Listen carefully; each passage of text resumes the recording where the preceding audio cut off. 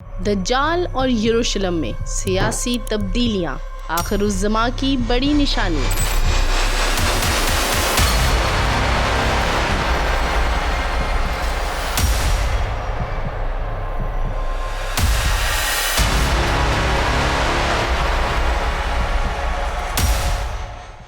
دنیا کے نقشے پر ایک چھوٹا سا شہر، مگر پوری انسانیت کی تقدیر سے جڑا ہوا، یہ ہے یروشلم، بیت المقدس۔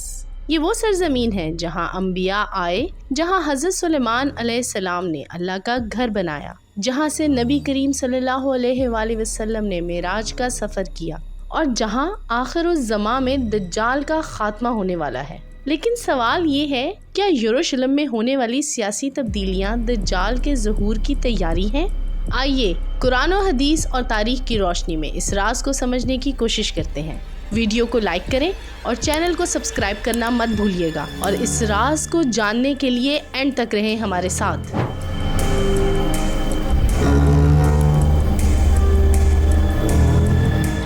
نبی صلی اللہ علیہ وآلہ وسلم نے فرمایا، آدم کی پیدائش سے قیامت تک کوئی فتنہ دجال سے بڑا نہیں ہوگا۔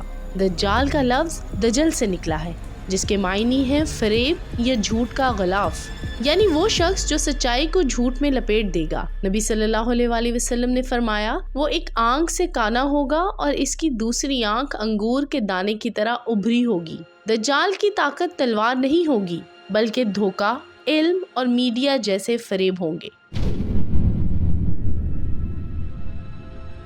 قرآن میں دجال کا نام نہیں لیا گیا، لیکن کئی آیات اس کے فتنے کی طرف اشارہ کرتی ہیں۔ مثلاً سورۃ الانعام میں فرمایا، اور جس دن ہم بعض کو بعض کے خلاف کر دیں گے تو سمجھ لو کہ وقت قریب ہے۔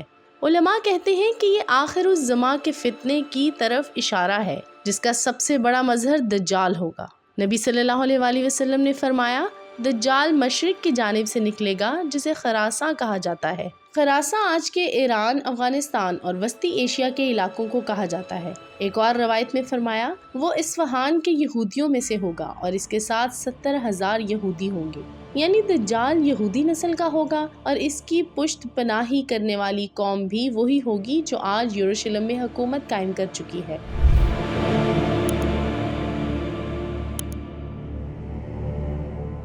حضرت فاطمہ بنت قیس روایت کرتی ہیں، تمیم داری جو پہلے عیسائی تھے، انہوں نے ایک واقعہ سنایا کہ سمندر کے سفر میں وہ ایک جزیرے پر پہنچے، جہاں انہوں نے زنجیروں میں جکڑے ہوئے ایک شخص کو دیکھا۔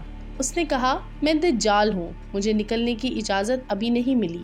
نبی صلی اللہ علیہ وآلہ وسلم نے یہ حدیث سن کر فرمایا، یہ وہی دجال ہے جس کے بارے میں میں تمہیں خبردار کرتا ہوں، یعنی دجال زندہ ہے مگر ابھی ظہور کی اجازت نہیں ملی۔ قرآن کہتا ہے، پاک ہے وہ ذات جو اپنے بندے کو مسجد الحرام سے مسجد اقصیٰ تک لے گئی، جس کے گرد ہم نے برکت رکھی۔ یروشلم یا بیت المقدس وہ مقام ہے جہاں حضرت ابراہیم علیہ السلام نے اللہ کی توحید کی دعوت دی، حضرت سلیمان نے ہیکل بنایا، حضرت عیسیٰ نے تبلیغ کی، اور جہاں سے نبی صلی اللہ علیہ وآلہ وسلم نے معراج فرمایا۔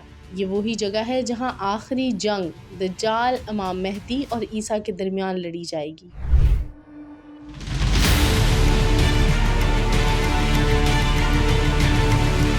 اسلامی تاریخ میں بیت المقدس ہمیشہ ایمان کی علامت رہا۔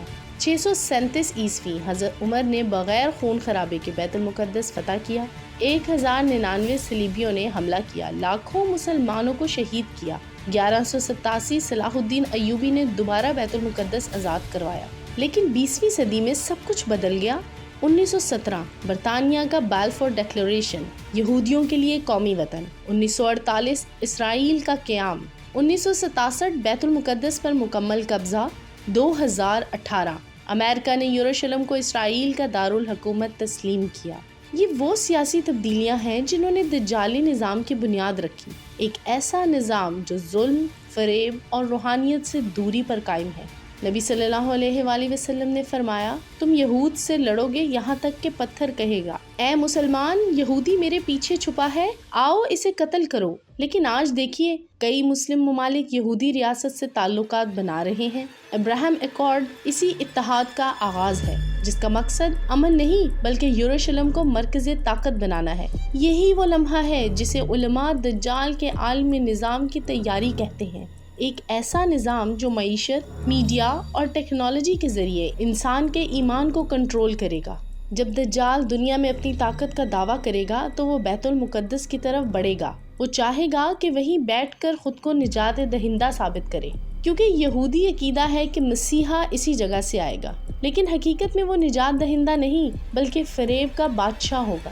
اسی وقت امام مہدی مسلمانوں کی قیادت کریں گے اور بیت المقدس میں جمع ہوں گے۔ پھر حضرت عیسیٰ علیہ السلام آسمان سے نازل ہوں گے اور دجال کا پیچھا کرتے ہوئے باب لد پر اسے قتل کریں گے، جو آج بھی فلسطین کے قریب ایک شہر ہے۔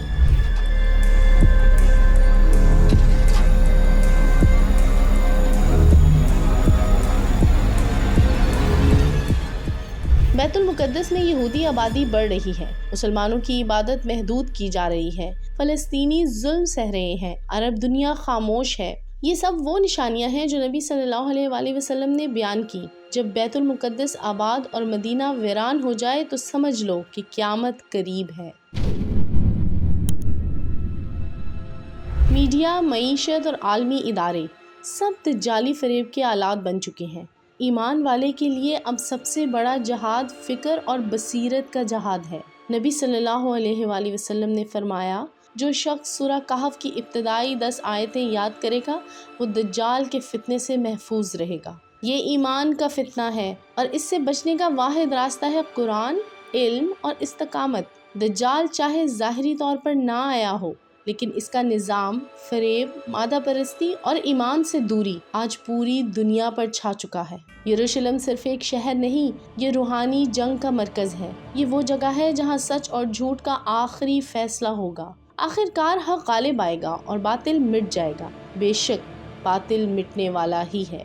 آج ضرورت ہے اس بات کی کہ ہم دنیا کی سیاست نہیں، اپنے ایمان کی حفاظت کو ترجیح دیں، کیونکہ دجال کا سب سے بڑا ہتھیار تلوار نہیں بلکہ ذہنی غلامی ہے۔ یروشلم کی بدلتی سیاست، اسرائیل کا عروج، عرب دنیا کے اتحاد اور دجال کے ظہور کے درمیان کیا تعلق ہے؟ امید ہے کہ آج کی ویڈیو آپ کو بہت پسند آئے گی اور اس ویڈیو کے ذریعے بہت سے لوگوں کا ایمان تازہ ہوگا انشاءاللہ۔